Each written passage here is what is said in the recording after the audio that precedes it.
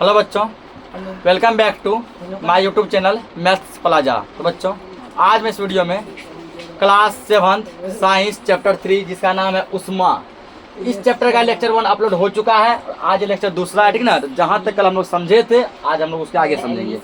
तो कल हम लोग चालक और कुचालक के बारे में समझे थे ना, कि चालक क्या और कुचालक क्या, जिसमें बताए थे कि जो पदार्थ अपने से होकर उष्मा का स्थानांतरण करते हैं उसको क्या कहते हैं, चालक कहते हैं। जो पदार्थ अपने से होकर उष्मा का स्थानांतरण नहीं करते वो क्या कहलाते हैं, कुचालक कहलाते हैं, ठीक ना। अब उसके आगे समझेंगे। उसके आगे कह रहा है कि यदि मान के चलो हम लोग ठीक ना, जब जल को हम लोग गर्म करते हैं, ध्यान समझेगा, पानी को क्या करते हैं, गर्म करते हैं, तो ज्वाला के पास जो जल होता है वो गर्म हो जाता है। जैसे मान लीजिए पानी को एक बर्तन में चढ़ाए, गर्म किए, तो जो जल जब पेंदी के पास, ठीक ना, जो जल पेंदी के पास है जहाँ की सीधा ताव पड़ रहा है, ठीक ना, वो जल पहले क्या होता है, गर्म हो जाता है। हो गया। तो गर्म जल ऊपर उठता है, वहां से वो जल गर्म होकर कहाँ चला गया, ऊपर चला गया, ठीक ना। इस गर्म जल के आसपास ठंडा जल आ जाता है। ये गर्म जल कहाँ चला गया, ऊपर, और जो अगल बगल जो ठंडा जल था उसके आसपास वो वहां आके भर गया, वहां क्या हो गया, भर गया, ठीक ना। फिर जो ठंडा जल वहां पे नीचे आया था, फिर वो इस ज्वाला के गर्मी से फिर वो गर्म हुआ ना। अब वो चला गया ऊपर और जो ठंडा जल बचा वो कहाँ आ गया, नीचे, उसकी जगह को ले लिया, ठीक ना। तथा आसपास में जो भी जल था ठंडा वाला उसके पास आ गया। यह प्रक्रिया तब तक चलती रहती है जब तक कि बर्तन में जितना भी जल है सब जल क्या हो जाए, गर्म ना हो जाए, ठीक ना। यह प्रक्रिया तब तक क्या होता रहता है, चलता रहता है। मान लो हल्का जल गर्म हुआ, इसे ज्वाला है ना, मान लो गैस का बर्नर ये ताव है, यहाँ मान के चलो कि जल गर्म हुआ, ये ऊपर उड़ गया, ठंडा जल यहाँ आ गया, फिर ये गर्म हुआ, फिर यह कहाँ चला गया, ऊपर, फिर ठंडा जल यहाँ आ गया। तब तक ये प्रक्रिया होते रहता है जब तक पूरा का पूरा पानी क्या हो जाए, गर्म ना हो जाए, ठीक ना। तो उष्मा का स्थानांतरण, इस विधि को हम लोग संवहन कहते हैं। ये जो प्रोसेस है, ये प्रोसेस क्या कहलाता है, संवहन कहलाता है। क्या कहलाता है, संवहन कहलाता है। वायु में उष्मा का स्थानांतरण किस प्रकार होता है, ठीक ना। तो कहता है वायु में जो उष्मा का स्थानांतरण होता है, यानी कि वायु में जो उष्मा जो है, गर्मी जो एक जगह दूसरी जगह जाता है, वो कैसे जाता है, तो धुआं किस दिशा में जाता है, ठीक ना। तो हम लोग धुआं के माध्यम से पता कर सकते हैं, ठीक है, कि धुआं किस दिशा में जाता है। उष्मा स्रोत के पास ही वायु गर्म होकर ऊपर उठती है। इस प्रकार यह वायु भी गर्म हो जाती है और यह प्रक्रिया चलती रहती है, ठीक ना। इसके लिए एक प्रयोग दिया गया है, ठीक ना। एक प्रयोग हम लोग घर पे कर सकते हैं। तो एक मोमबत्ती जलाइए, क्या करना है, मोमबत्ती जलाना है, ठीक ना। अपने एक हाथ को ज्वाला के ऊपर तथा दूसरे हाथ को ज्वाला के पार्श्व में रखिए, ठीक ना। कुछ इस प्रकार से रखना है। एक हाथ को रखना है क्या, ज्वाला के ऊपर, हल्का से ऊपर, मोमबत्ती के ऊपर, ठीक ना। एक हाथ को रखना है ज्वाला के से बगल में, समझ गया ना। एक हाथ को साइड में, एक हाथ को ऊपर, इस प्रकार से रखना है जला के, ठीक है। रख दिए, और रखने के बाद जो है, क्या आपके दोनों हाथों में गर्मी का अनुभव होता है, ठीक ना। यदि नहीं तो कौन सा हाथ अधिक गर्म लग रहा है, ठीक ना। ऊपर वाला हाथ अधिक गर्म लग रहा है कि साइड वाला हाथ अधिक गर्म लग रहा है, ठीक ना। कौन सा हाथ अधिक गर्म लगेगा, ठीक ना। तो सावधान रहे, अपने हाथ को ज्वाला से सुरक्षित दूरी बना के रखें जिससे वो जल ना जाए। इतना भी उसमें नहीं घुसा देना है कि हमारा हाथ क्या हो जाए, जल जाए, ठीक ना। ये क्या करना है, डिस्टेंस बना के रखना है, ठीक ना। तो कौन सा हाथ अधिक गर्मी महसूस होगा, ध्यान दीजिए। ऊपर की ओर वायु संवहन द्वारा गर्म होती है, ऊपर की ओर जो वायु होता है वो कुछ किस माध्यम से गर्म होता है, संवहन के माध्यम से। किस माध्यम से, संवहन के माध्यम से। इसलिए ज्वाला से ऊपर का हाथ गर्मी का ज्यादा अनुभव करते हैं, ठीक ना। तुम हाथ जो ऊपर रखा होगा ना, वो हाथ क्या होगा, ज्यादा गर्म महसूस होगा, वो क्या होगा, ज्यादा। जो हाथ ऐसे साइड में रखे होंगे वो हाथ क्या होगा, थोड़ा कम गर्म महसूस होगा। तटीय क्षेत्रों में रहने वाले लोग एक मनोरंजक परिघटना का अनुभव करते हैं। जो समुद्र के किनारे, नदी के किनारे, तालाब के किनारे रहते हैं, उसको क्या होता है, एक मनोरंजक घटना का अनुभव होता है। दिन के समय क्या होता है, धरती या फिर जो है थल या सूखा स्थान, ठीक ना। धरती की जल की अपेक्षा, दिन के समय स्थल जल की अपेक्षा, दिन के समय क्या होता है ना, धरती जो है जल की अपेक्षा गर्म होता है। दिन के समय क्या होता है कि जैसे जो लोग नदी तालाब समुद्र किनारे रहते हैं ना, ठीक ना, उन लोग को क्या होता है, दिन के समय में जमीन क्या होता है, जमीन ज्यादा गर्म लगता है, पानी क्या लगता है, ठंडा लगता है। जमीन जो है पानी के कंपेयर में क्या होता है, गर्म होता है, ठीक ना। जमीन पानी कंपेयर में गर्म होता है। स्थल के ऊपर की वायु गर्म होकर ऊपर उठती है, ठीक ना। जमीन के ऊपर जो वायु है वो क्या होता है, गर्म होकर ऊपर चला जाता है। इसका स्थान लेने के लिए समुद्र की ओर से ठंडी हवा बहती है, ठीक है ना। वो जो हवा जो ऊपर उठ गया, जगह क्या हो गया, खाली हो गया। उस खाली जगह को भरने के लिए नदी, तालाब, पोखर, समुद्र जो भी उसके आसपास है, उसकी ठंडी हवा आके क्या करती है, उसको भर देता है, ठीक है ना। ठंडी हवा आके क्या करता है, भर देता है, ठीक है ना, भर देता है। चक्र को पूरा करने के लिए स्थल की ओर से गर्म वायु समुद्र की ओर बहती है, ठीक है ना। अब जो क्या होता है, स्थल का हवा जो है कि धरती का जो हवा है वो हवा गर्म होता है, वो किसके तरफ जाता है, समुद्र की तरफ। समुद्र का ठंडा हवा कहाँ आता है, स्थल की तरफ आता है। कुछ प्रोसेस ऐसा होता है, ठीक ना। ये देखो थल है, ये जमीन की तरफ देखो, गर्मी हवा यहाँ आया, ठीक ना, इसका ठंडा हवा बह के फिर यहाँ आएगा। कुछ ऐसा प्रोसेस होता है। देखो जमीन का गर्म हवा गया कहाँ, समुद्र के पास, समुद्र ठंडा हवा इसके पास, ठीक ना। ये प्रोसेस कब होता है, ये प्रोसेस होता है दिन में। कब होता है, दिन में। दिन में क्या होता है, दिन में जमीन होता है गर्म, यानी स्थल होता है गर्म, और पानी क्या होता है, ठंडा। तो स्थल का गर्म हवा जाता है पानी की तरफ ठंडा हवा में, ठीक ना। अब पानी का ठंडा हवा आता है स्थल की तरफ गर्म हवा में, स्थल की तरफ, ठीक ना। ये तो दिन में। और रात में क्या होता है, रात में आप पानी गर्म हो जाता है, उल्टा हो जाता है। रात में पानी क्या हो जाता है, गर्म, और स्थल यानी जमीन क्या हो जाता है, ठंडा।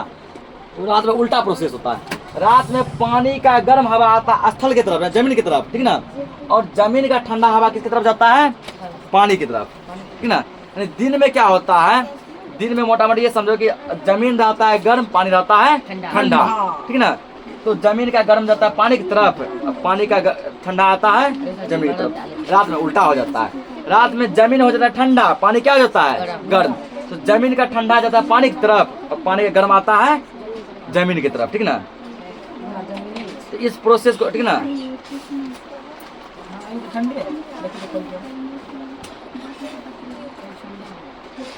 इस चक्र को पूरा करते हैं और स्थल की ओर से गर्म वायु समुद्र की ओर बह जाती है, ठीक है ना। इस प्रकार समुद्र की ओर से आने वाली वायु को समुद्र समीर कहते हैं। ये लिखेंगे यहाँ पे।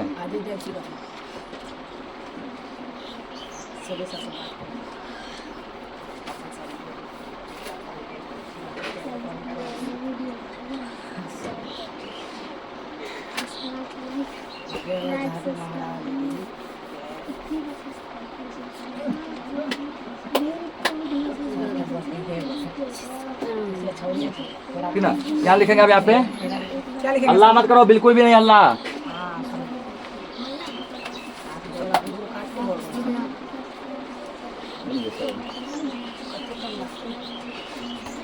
यहाँ पे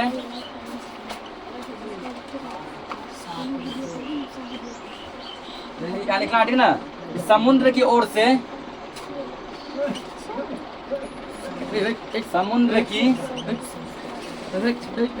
अल्लाह मत कीजिए, ओर से आने वाली वायु को,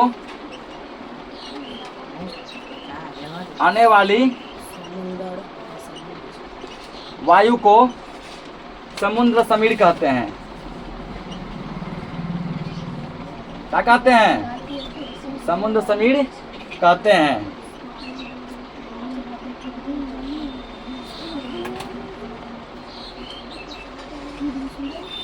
समुद्र समीर की ठंडी वायु का लाभ उठाने के लिए तटीय क्षेत्रों के भवनों में खिड़कियां समुद्र की ओर बनाई जाती है, ठीक ना। दिन में जो है समुद्र के ठंडे पानी का अनुभव किया जा सके, ठीक ना, क्योंकि दिन में समुद्र क्या होता है, ठंडा, और जमीन क्या होता है, गर्म। इसलिए जब वहाँ जो आसपास जो आदमी घर बनाते हैं ना, वो अपना खिड़की का मुंह किधर रखते हैं, नदी के तरफ या फिर समुद्र की तरफ, ठीक ना। कि अगर बगल में नदी है तो खिड़की किधर बनाते हैं, नदी की तरफ, समुद्र की तरफ ऐसे खिड़की बनाते हैं ताकि उधर ठंडा हवा क्या हो सके, हमारे घर में आ सके। समुद्र का जल स्थल के अपेक्षा धीमी गति से ठंडा होता है, इसलिए स्थल की ओर से ठंडी वायु समुद्र की ओर बहती है।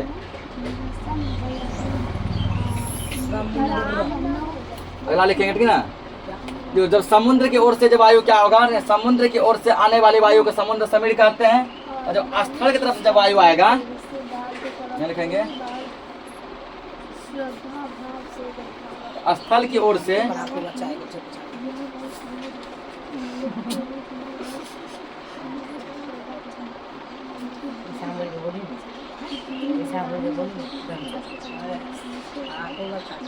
जब स्थल की ओर से, जब स्थल की ओर से ठंडी वायु समुद्र की ओर बहती है, समुद्र की ओर बहती है तो इसे क्या कहेंगे? थल समीर कहेंगे, ठीक ना। तो इसे थल समीर कहते हैं, थल समीर कहते हैं। तो इसे थल समीर कहते हैं। तो क्या कहेंगे? थल समीर, ठीक ना। जब हम धूप में खड़े होते हैं तो हम गर्माहट अनुभव करते हैं ना। अगर हम लोग मानो धूप में रहते हैं तो हमें क्या होता है? गर्मी का अनुभव होता है, ठीक ना। सूर्य से हम तक उष्मा कैसे पहुंचती है?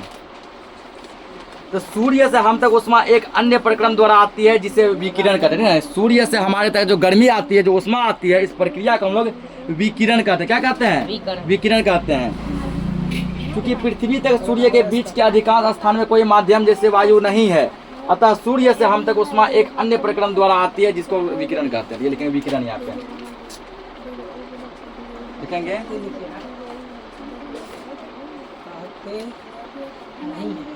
तो सूर्य से हम तक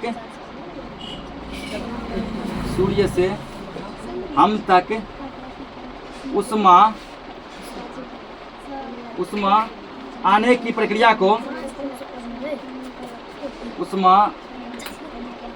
आने की प्रक्रिया को विकिरण कहते हैं। क्या कहते हैं? विकिरण कहते हैं।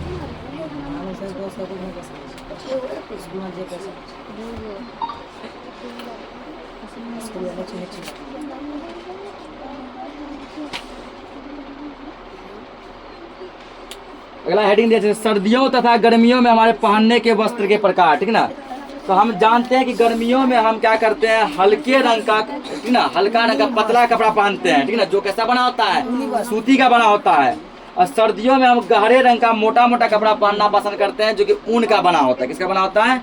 ऊन का बना होता है, ठीक ना।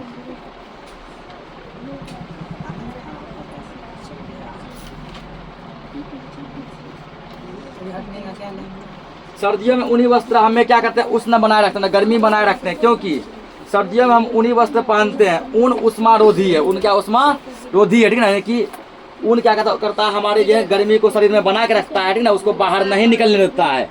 इसके अतिरिक्त ऊन के रेशों के बीच वायु यानी कि टेम्प रहती है। यह वायु हमारे शरीर की उष्मा को ठंडा परिवेश की ओर विकृत होने से रोकती है, ठीक ना। हमें उष्णता का अनुभव करता है, ठीक ना। ऊन उष्मा रोधी है, बाहर की वायु को, बाहर की ठंडी वायु को हमारे शरीर में प्रवेश नहीं करने देते, जिसके कारण हमारा बॉडी क्या होता है? पूरा गर्मी का अनुभव करता है। इसी के साथ ये चैप्टर हो गया खत्म, ठीक ना। मिलते हैं नेक्स्ट लेक्चर में नेक्स्ट चैप्टर के साथ। तब तक के लिए जय हिंद।